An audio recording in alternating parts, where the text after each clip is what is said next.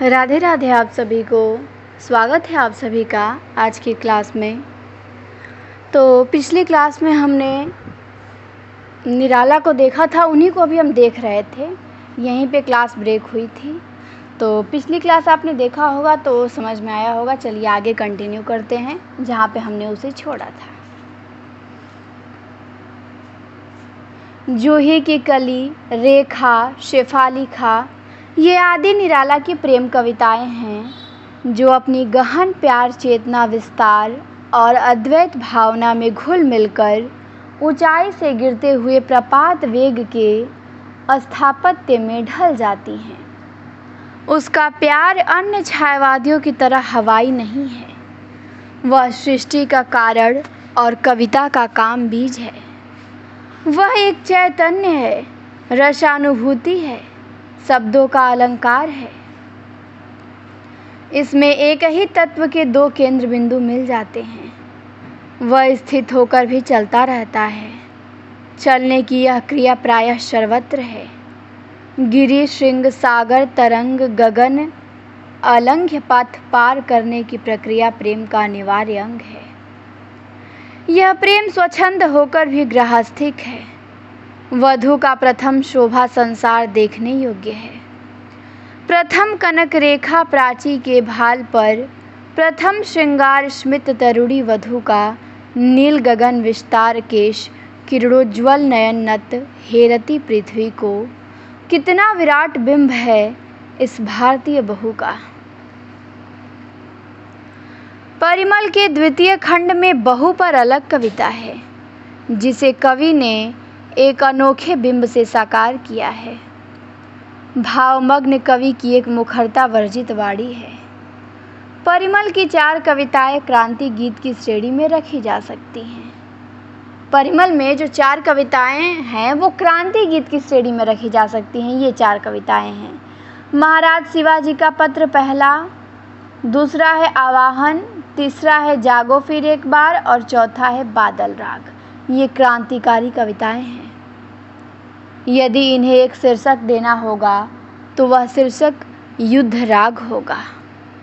पहली कविता में अत्याचारी औरंगजेब के सहायक जयसिंह को अत्याचार और साम्राज्यवाद के प्रतिपक्ष में जाने के लिए कहा गया है। खेद है कि इस कविता में कुछ लोग सांप्रदायिकता सूंघते हैं। तत्कालीन परिवेश में हिंदुओं तुर्कों का नाम आना स्वाभाविक है। शिवाजी का उद्देश्य देश का उद्देश्य था। आवाहन में अत्याचार के विरुद्ध शक्ति के अंकुश नृत्य का आह्वान है।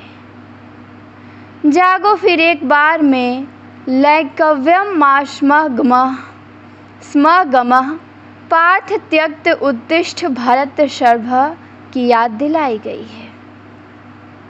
बादल राग तो इनका विप्लव राग है। यहाँ पर कोमल छंद नहीं है, वह बंद हो चुका है। नाद योजना के आधार पर विप्लव का ध्वंस मूलक किंतु रचनात्मक बिंब प्रस्तुत किया गया है। यह अमर राग है, निर्बंध है। प्रत्येक खंड में बादल को अलग अलग ढंग से संबोधित किया गया है। ये संबोधन अपने आप में क्रांति मूलक है। निर्बंध उच्च श्रृंखल उन्माद प्रचंड सव्यसाची गुणाकेश ऐसे ही संबोधन है। इसकी आवेगमयता में पौरुष और पौरुष में क्रांतिकारी बदलाव का लक्ष्य निहित है। गद्यात्मक आवेग निराला की लंबी कविताओं का संरचनात्मक गुणात्मक वैशिष्ट्य है। कठोर रव के फैलने की प्रक्रिया का एक दृश्य है। झरझर निर्झर गिरिसर में सरित तड़ित गति चकित पवन में, मन में विजन गहन कानन में, आनन आनन में रव घोर कठोर। इस गत्यात्मकता को संध्या सुंदरी, जागो फिर एक बार, राम की शक्ति पूजा आदि में देखा जा सकता है। कविता की अपनी शर्तों पर यह राजनीतिक कविता है। बादल दुख दग्ध पृथ्वी का निर्माण है, पर उस धरती को शीतल उर्वर करने के लिए वह आता है रथ के पूरे घर घर नाद के साथ। धनी संत्रस्त हो उठते हैं, वह निर्धनों की शोभा है। पृथ्वी के सोए हुए अखुए नए जीवन की आशा में विप्लव वीर बादल को देख नहीं ताक रहे हैं और छोटे पौधे हंसते हैं।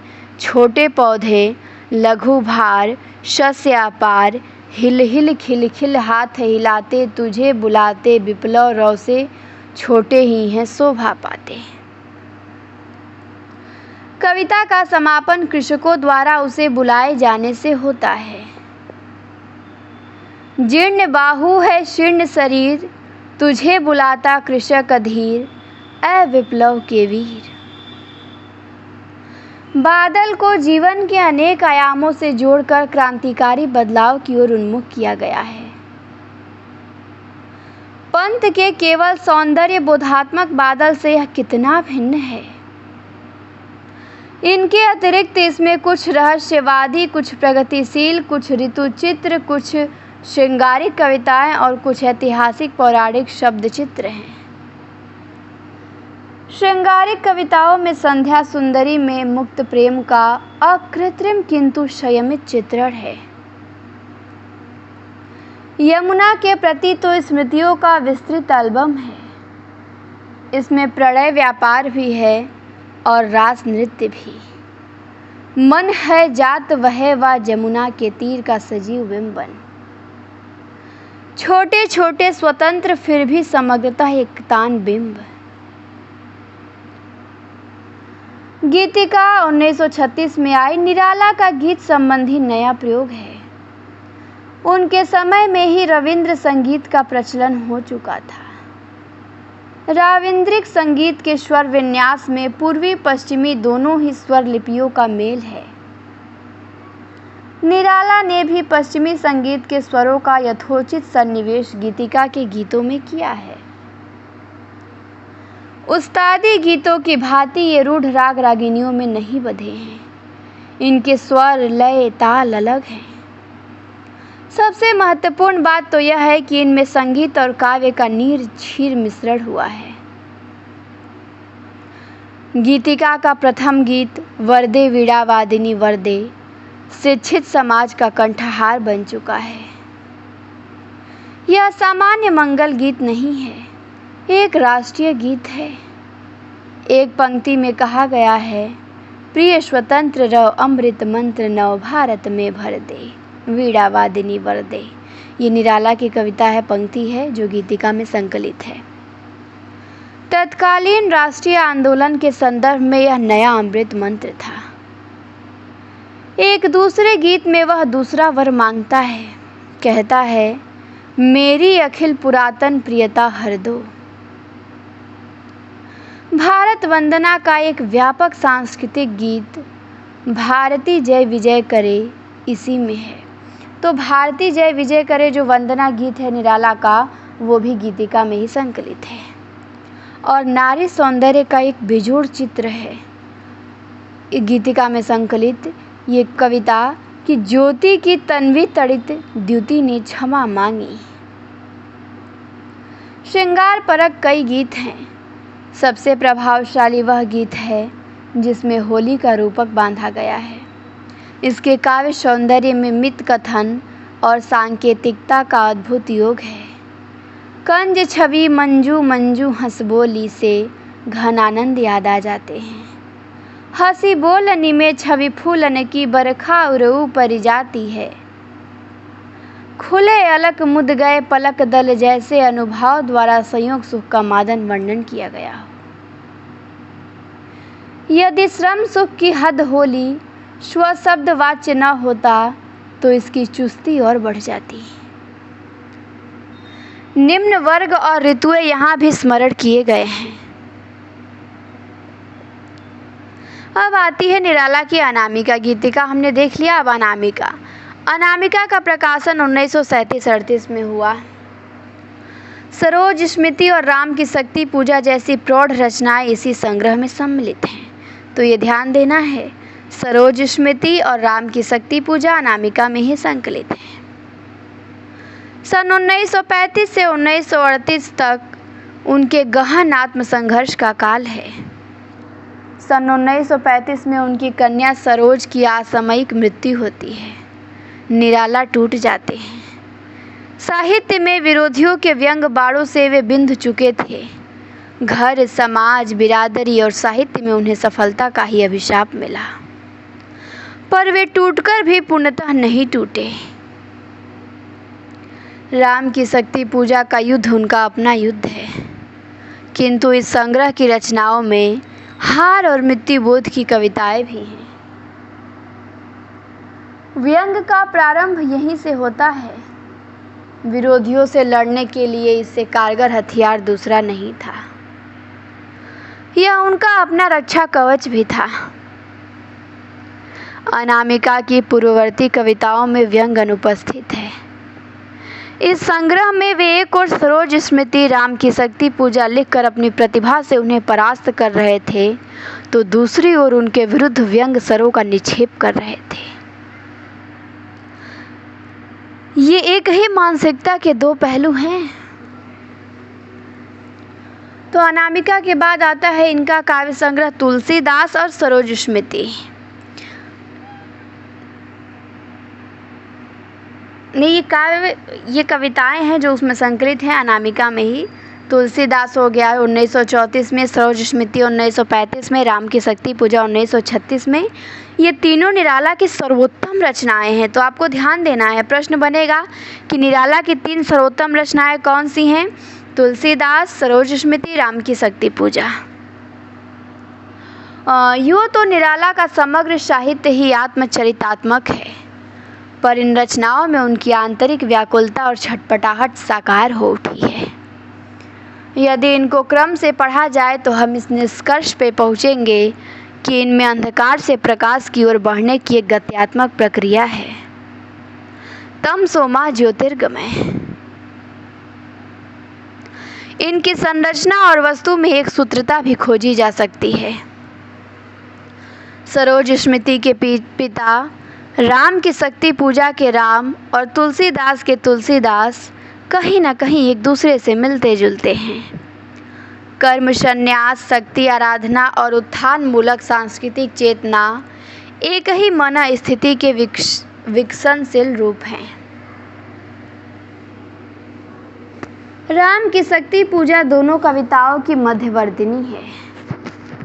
तीनों छंदोबद्ध है, तीनों बहुआयामी है, तीनों में युद्ध है।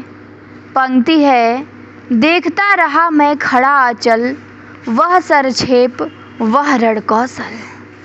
सरोज स्मृति से है ये पंक्ति, इंपॉर्टेंट है, ध्यान दीजिएगा कि देखता रहा मैं खड़ा अचल, वह सरछेप वह रण कौशल।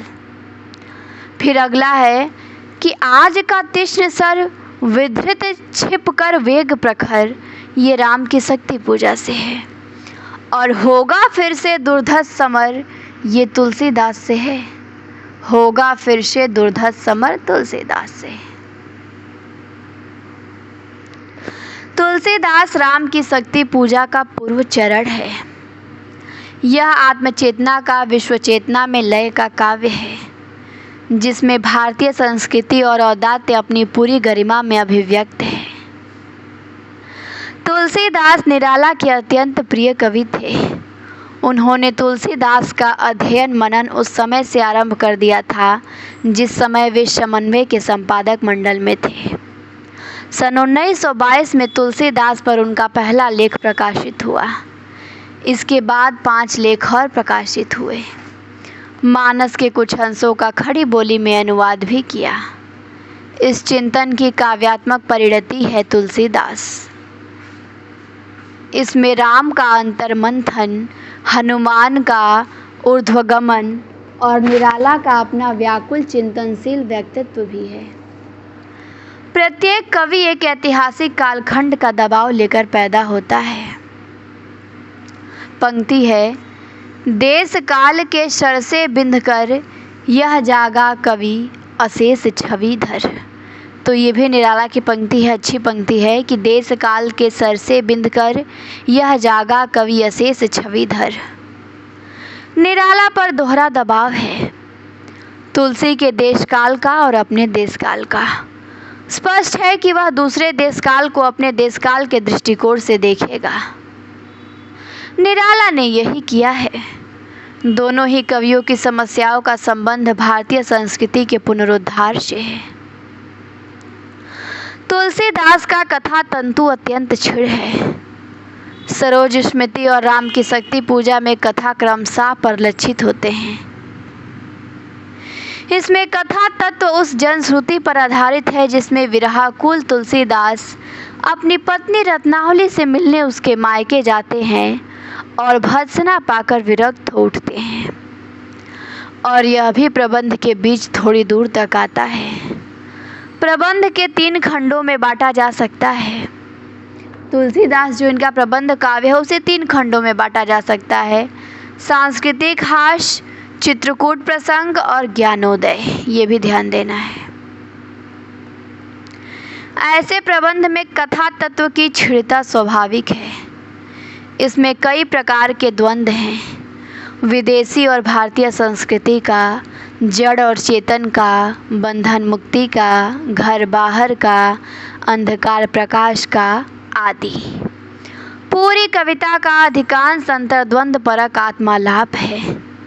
तुलसी के समय में देश शामी संस्कृति की छाया में जड़, दीनहीन और पराजय की भावना से भरता जा रहा था। तुलसी विदेशी संस्कृति को हटा के उसके स्थान पे भारतीय संस्कृति की प्रतिष्ठा करना चाहते हैं। मानस के उत्तरकांड की एक झलक तुलसीदास में भी मिलती है। तुलसी वर्णाश्रम को टूटते देख के चिंतित होते हैं, लेकिन निराला उस पर चोट करते हुए टूटने की प्रक्रिया को तेज कर देते हैं। निराला ने लिखा है, पंक्ति है उनकी कि वे शेष श्वास पशु मूक भाव, पाते प्रहार अभत श्वास, सोचते कभी आ जन्म ग्रास द्विजगढ़ के, होना ही उनका धर्म परम, वे वर्णा धर्म रे द्विजोत्तम, वे चरण चरण बस वर्णाश्रम रक्षण के। तुलसी के युग में वर्णाश्रम के हास की चिंता द्विजगणों को थी, किंतु निराला के युग में सोच की प्रक्रिया उलट गई है। अब निम्न श्रेणी के लोग अपनी वर्गीय हीनता के प्रति सचेत होने लगे हैं। संपन्न वर्ग के असंतोष की सीमा नहीं है, उसे और भी अधिक चाहिए। जीवन के जग के यही तौर हैं जय के। रत्नावली प्रसंग में उन्होंने बंधन और मुक्ति का द्वंद्व चित्रित किया है।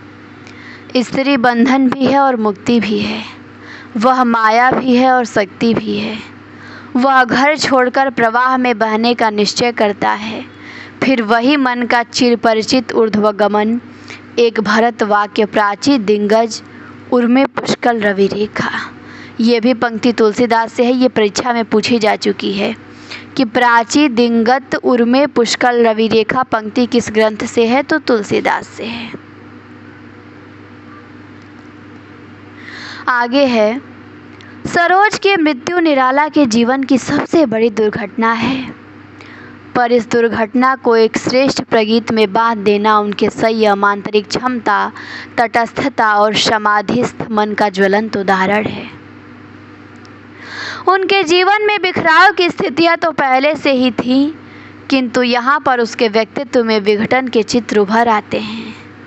पर पुत्री की मौत ने उनकी समस्त चेतना को एक बिंदु पर केंद्रीभूत कर दिया। जीवन के करुणतम क्षणों में कवि का अत्यंत संवेदनशील मन समाधिस्थ हो जाता है। अपने जीवन की असफलताओं को अपनी स्मृतियों में वह पुनः जीता है और रचता है। सब मिलाकर सरोज स्मृति करुणा की त्रासदी बनकर एक लंबी अनुगूंज छोड़ जाती है। प्रतिपादित कर्म संन्यास द्वारा इन दोनों छोरों के बीच कवि के अपने कर्म संघर्षों का चित्रण है। कर्म संन्यास उन्हीं की परिणति है। गीता उसे रक्षा कवच देती है। कन्या की मृत्यु गाथा को वह औदात्य और व्यंग विडंबना के ताने बाने से बुनता है। मृत्यु की यह गाथा निराला के अपने संघर्षों के बिना अधूरी रहती है। वे संघर्ष ही बाने के रूप में प्रयुक्त हैं, क्योंकि वे ही मृत्यु के कारक हैं। अर्थाभाव इसका मूल कारण है, ताना है। वह अर्थागमोपाय से अनभिज्ञ नहीं है, लेकिन लखकर अनर्थ आर्थिक पर हारता रहा मैं स्वार्थ समर। साहित्यिक संघर्ष में वह सतसत घात से चूर्ण होता रहा है, फिर भी उसे अपने श्रेष्ठ साहित्यिक कर्म में आस्था बनी हुई है। लेकिन बेटी के संदर्भ में उसे कवि कर्म की व्यर्थता का बोध होने लगता है। कन्या का विवाह और कान्यकुब्जों में व्याप्त दहेज प्रथा स्वयं में एक संघर्ष है। इन कारकों के रंध्रों को गीता का दर्शन भरता है। श्रृंगार, करुणा, हास्य, शांत आदि परस्पर विरोधी रसों को एक साथ रखकर वह परिपाटीग्रस्त शास्त्रीय परंपरा को ध्वस्त कर देता है। पश्चिम में अत्यंत गंभीर और व्यंग को एक साथ रखना अनौचित्यपूर्ण माना जाता है, किंतु इस कविता में विरुद्धों के इस सामंजस्य ने इसकी त्रासदी को और एक गहरा एवं संयमित बना दिया है। संयम और तटस्थता की पराकाष्ठा कन्या के सौंदर्य वर्णन में है। कापा कोमलता पर सस्वर जो माल कौस नववीड़ा पर, कापी भर निज आलोक भार, कापा अवन का पादिक प्रसार। कन्या के विवाह में अर्थ पुनः आड़े आता है। ये कान्यकुब्ज कुल कुलांगार खाकर पत्तल में करे छेद, उनके कर कन्या अर्थ खेद। वे शिव रूपी वर की रूपरेखा प्रस्तुत करते हैं। कहते हैं ये जो जमुना के से कछार, पद फटे बिवाई के उधार। खाए के मुख जो पिए तेल चमरौधे, जूते से सकेल निकले जी लेते। घोर गंध उन चरणों को मैं यथा अंध कल घ्राण प्राण से रहित व्यक्ति हो पूंजू ऐसी नहीं सकती। ऐसे शिव से गिरिजा विवाह करने की मुझको नहीं चाह। पौराणिक शिव और कान्यकुब्ज शिव की विसंगति द्वारा घिनौनी सामाजिकता को नंगा कर दिया गया है। विवाह के प्रसंग में कुछ ऐसा अनुपस्थित है जो इस प्रसंग के साथ पूरे काव्य को एक मौन करुण संगीत से भर देता है। आज का आलोचक इन अनुपस्थितियों की तलाश पर अधिक बल देता है। इन्हें पंक्तियों के दरारों, रंध्रों और मौन में खोजा जा सकता है। विवाह राग यानी दिन रात की चहल पहल और जागरण यहाँ अनुपस्थित है। कन्या की पुष्पसैया स्वयं पिता रचता है। स्वयं सरोज की माँ की मृत्यु गंध ले आता है। घर में चहल पहल का अभाव ब्राह्मण समाज में जो अछूत की याद दिलाता है। शकुंतला का स्मरण केवल कन्या की विदाई का दृश्य नहीं उपस्थित करता, बल्कि दोनों शकुंतलाओं का भेद भी संकेतित कर देता है। एक सुकांत है तो दूसरा दुखांत। कविताओं का इतना काव्योपम दार्शनिक समापन इसके स्थापत्य को ही पूर्णता नहीं देता है, बल्कि गतकर्मों, अर्थखेद, सामाजिक रूढ़ियों की तोड़फोड़, भाग्यलिपि का खंडन, साहित्यिक संघर्ष, मरर वरर आदि की कटुताओं की याद भी दिलाता है। शक्ति पूजा के समापन की तरह यह आरोपित नहीं है। काव्य देह के दिव्य बांध में न बनबेला बध सकी है, न शक्ति पूजा और न तुलसीदास। आर्थिक, गृहस्थिक, सामाजिक, साहित्यिक युद्ध में पराजित निराला अपनी मनोदशा को बदलने और पराजय के बोझ को फेंकने के लिए नए मार्ग का अन्वेषण कर रहे थे। पर वास्तविकता तो यह थी कि एक और मन रहा राम का जो न थका। वे नए सिरे से एक और युद्ध करना चाहते थे। इसके लिए उन्हें राम की शक्ति पूजा का ऑब्जेक्टिव कोरिलेटिव मिल गया। राम की शक्ति पूजा का उल्लेख देवी भागवत में है। उसमें वे नेत्र कमल चढ़ाने को उद्यत होते हैं। शक्ति पूजा का मूल स्रोत कृत्तिवास का बंगला रामायण है। ये भी ध्यान देना है। प्रश्न बना है कि राम की शक्ति पूजा का आधार या मूल स्रोत क्या है, तो कृत्तिवास बंगला रामायण है। किंतु बंगला रामायण की कथा में वर्णन की स्थूलता, अर्थ का गहरापन और बंगाली भावुकता है। निराला की राम की शक्ति पूजा में सूक्ष्मता के अनेक स्तरों पर विचरण करने वाली अर्थ योजना हिंदी प्रदेश का संयम और पौरुष है। बंगला रामायण जितना बहिर्मुखी है, राम की शक्ति पूजा उतनी ही अंतर्मुखी। शक्ति पूजा के प्रसंग हैं राम की पराजय, राम की चिंता, अंतर्द्वंद, हनुमान का ऊर्ध्वगमन, विभीषण की मंत्रराज, जाम्बवान की सलाह, राम की आराधना, संकल्प, पद्महरण प्रसंग, देवी स्तुति और वर प्राप्ति। इन प्रसंगों के वर्णन की एक सूत्रता और उदात्तता इस तरह प्रस्तुत की गई है मानो एक विशाल शिलाखंड को तराश कर एक उदात्त, भव्य और कलात्मक मूर्ति निर्मित की गई हो। राम रावण के अनिर्णित समर का इतना विराट उदात्त चित्र अन्यत्र कहीं नहीं मिलेगा, संस्कृत में भी नहीं। वाल्मीकि रामायण में राम रावण युद्ध राम रावण योरियो कहा गया है, अनन्वय अलंकार के उदाहरण के रूप में, किंतु राम की शक्ति पूजा में उसकी अद्वितीयता का सीधे साक्षात्कार होता है। 3 शब्द रवि हुआ अस्त के फलक पर 18 पंक्तियों के एक लंबे वाक्य में युद्ध का सवाक चित्र उपस्थित किया गया है। प्रत्येक पंक्ति में युद्ध के अलग अलग बिंब हैं जो युद्ध का समग्र बिंब प्रस्तुत करते हैं। एक लंबे वाक्य के अलग अलग टुकड़े फिर भी एक। यहाँ युद्ध और वाक्य अपनी संश्लिष्टता में अभिन्न हैं। युद्ध को घनीभूत बनाने के लिए वाक्य को भी समासिकता से सघन बना दिया गया है। युद्ध को रूपायित करने के लिए संस्कृत पद, मैत्री, नाद, योजना, अनुप्रास विधान पर विशेष बल है। इसमें गति की अहम भूमिका है। गति ही युद्ध है। तीव्र सरक्षेप, वेग युक्त शैल प्रक्षेपण, प्रतिपल परिवर्तित व्यूह, क्रुद्ध कपियों की हू, हनुमान के अग्नि उद्गीरण में अद्भुत गत्यात्मकता और परिवेश निर्माण की क्षमता है। इस गत्यात्मक चौखटे में जड़ा हुआ एक स्टिल सजीव चित्र। अनिमेष राम विश्वजीत दिव्य शरभंग भाव, विद्धांगबद्ध कोदंड मुष्टि खर रुधिर स्त्राव। शक्ति पूजा का दूसरा खंड पुनः 3 शब्दों के फलक पे अंकित है। लौटे युगदल, यह एक दूसरा वातावरण है प्रशमित। इसकी व्यंजना यह है कि इसके पहले का वातावरण प्रलयाब्धि क्षुब्ध था। आरंभ में लघु लघु वाक्यों में शमित वातावरण को बांधा गया है।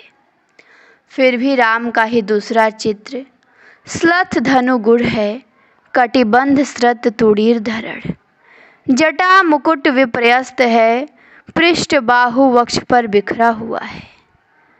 उतरा जो दुर्गम पर्वत पर, नैशंधकार चमकती दूर तराए कहीं पार। निराला की रचनाओं में अंधकार प्रकाश का द्वंद्व युद्ध निरंतर चलता रहता है। कविता का तीसरा बंद है अमानिशा से आरंभ होता है। 3 शब्दों से ही अमानिशा की भयंकरता को कई बिंबों में चित्रित किया गया है। आकाश अंधकार उगल रहा है, पवन संचार बंद है, पीछे विशाल सागर गरज रहा है, पहाड़ समाधिस्थ है, केवल मशाल जल रही है। फिर वही अंधकार प्रकाश का द्वंद्व, केवल जलती मशाल एक और रात्रि की भयंकरता को बढ़ा रही है तो दूसरी ओर अंधकार में प्रकाश का एक वृत्त बना रही है। यह सब भीतर बाहर दोनों स्तरों पर घटित हो रहा है। ऐसे ही क्षण अंधकार घन में कुमारी सीता की छवि विद्युत की तरह कौंध गई। सौंदर्य का चिर परिचित विस्तार, इस सौंदर्य ने उनके मन में विश्व विजय भावना भर दी। इसी के समानांतर उन्हें अपने ज्योतिर्मय बाणों का भीमा मूर्ति में बुझना भी दिखाई पड़ा और लख शंकाकुल हो गए अतुल बद शेष शयन। हनुमान के ऊर्ध्वगमन की सार्थकता को लेकर विद्वानों में मतभेद है। कुछ लोग इसे अति प्राकृत तत्व कहते हैं। नंद दुलारे वाजपेयी के मतानुसार यह बैलेट की विशेषता है। शक्ति पूजा की संरचना में खप नहीं पाता। वस्तुतः यह निराला के विभाजित व्यक्तित्व का एक अंश है। राम का मन भी द्विधा विभक्त है। हनुमान मर्यादा पुरुषोत्तम के सर्वोत्तम अनन्य है। हनुमान का उद्वेलन राम का वह मन है जो नहीं थका है। विक्षेप काल में निराला का यही ऊर्ध्वगमन उनको रचनात्मक बनाए रहा। विभीषण का परामर्श वैसा ही है जैसा आज के किसी नेता का अर्थहीन ओजस्वी भाषण। उसके भाषण में ईमानदारी का अभाव है। कवि का मंतव्य भी यही प्रदर्शित करना है। आगे चलकर निराला ने इसे स्पष्ट करते हुए अपनी रचना प्रक्रिया पर भी प्रकाश डाला है। जो हो वे शब्द मात्र मैत्री की समनुरक्ति पर जहाँ गहन भाव के ग्रहण की नहीं सकती, मैत्री भाव से कहे गए शब्दों में अनुभूति के स्तर पे गहन भाव कैसे आएगा। स्मरण रखना चाहिए कि निराला द्वारा प्रयुक्त शब्दों में गहन अर्थ गौरव प्रायः सर्वत्र मिलेगा। राम की समस्या यह है कि अन्याय जिधर है उधर शक्ति। राम की आंखों में पुनः आंसू देखकर हनुमान पर जो प्रभाव पड़ा उसे दो बिंबों द्वारा शक्तिशाली ढंग से व्यक्त किया गया है। धस गया है धरा में कपि गह युग पद मसक दंड। विभीषण पर कोई भावात्मक प्रतिक्रिया नहीं होती। जाम्बवान ने राम से कहा, आराधना का दृढ़ आराधना से दो उत्तर। इस रचना में राम का षटचक्र भेदन कुछ अस्थान मालूम पड़ता है। योगियों का कुंडलनी जागरण यहाँ पर क्यों सन्निविष्ट किया गया? मनोवैज्ञानिकता के गहन द्वंद्वात्मक स्तर पर चलने वाला काव्य योग मार्ग की ओर क्यों मुड़ा? इतने जीवंत काव्य का यह कमजोर स्थल है जो मनोविज्ञान के धरातल से उठकर योग साधना के उस स्तर पर ले जाता है जो सिद्धोनाथों का योग मार्ग है। यदि हठ योग के स्थान पर अष्टांग योग को लिया जाता तो मनोवैज्ञानिकता का क्षरण न होता। इस सुझाव के फलस्वरूप खिल गई सभा। आराधना के उपकरण जुटाए जाते हैं। इस लंबी कविता का यह चौथा खंड है। अंतिम और पांचवा खंड निसी हुई विगत से आरंभ होता है। इसके पहले जो कुछ हो रहा था अंधकार में हो रहा था, अमानिशा के घनीभूत अंधकार में। बाहर के अंधकार के साथ भीतर का अंधकार भी समाप्त हुआ। उधर नभ के ललाट पर पहली किरण फूटी और इधर राम की आंखों में महिमा की स्वर्ण ज्योति। देवी की आराधना आरंभ हुई, किंतु देवी को समर्पित किया जाने वाला अंतिम नीलकमल स्वयं देवी चुरा ले गई। यह परीक्षा की अंतिम घड़ी थी। राम के मुंह से निकल पड़ा, धिक जीवन जो पाता ही आया विरोध। यह विरोध निराला को भी मिला था। सरोज स्मृति में वह लिख चुका है कि दुख ही जीवन की कथा रही। नील कमल के स्थान पर उसे कमल नेत्र अर्पित करने पर उद्यत देखकर देवी प्रसन्न हो उठी। उन्होंने वरदान दिया कि होगी जय हे पुरुषोत्तम नवीन। यह कह हो गई महाशक्ति राम के बदन लीन। यह समापन एक ओर दार्शनिक है तो दूसरी ओर मनोवैज्ञानिक। उसकी आत्मनिष्ठा जितनी अभिजातीय क्लासिकल है उतनी ही आधुनिक। सरोज स्मृति और राम की शक्ति पूजा अपनी संरचना, कथ्य और परिणति में अत्यंत ठोस और संपूर्ण है। तुलसीदास में जिस ज्ञान और सत्य की तलाश है वह बहुत कुछ अपरूप और वायवीय हो गया है। फिर भी तुलसीदास में जो ऊर्जा है वह अन्यत्र दुर्लभ है। काव्य संग्रह की दृष्टि से अनामिका उनका सर्वश्रेष्ठ है और प्रतिनिधि काव्य संग्रह है। अनामिका निराला का सर्वश्रेष्ठ काव्य संग्रह है, ये ध्यान देना है।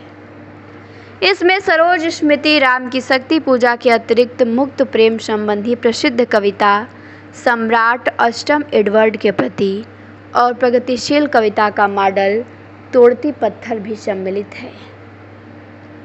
व्यंग्य कविता का आरंभ भी यहीं से होता है। परवर्ती काव्य पर विषाद की गहरी छाया है। विषाद की जड़ें ही व्यंग्य, राजनीतिक कविता, मृत्यु बोध, भक्ति गीत आदि के रूप में फैली हुई हैं।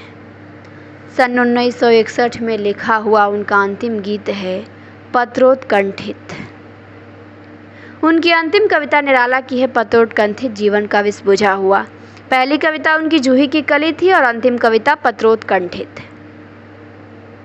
इस कविता में एक पंक्ति है कि सिद्ध योगियों जैसे असाधारण मानव ताक रहा है भीष्म सरों के कठिन सेज पर, किंतु सैया पर पड़े इस भीष्म ने भी कुछ महत्वपूर्ण बातें अवश्य की हैं जो आज की समस्याओं को भी संदर्भित किए हुए हैं।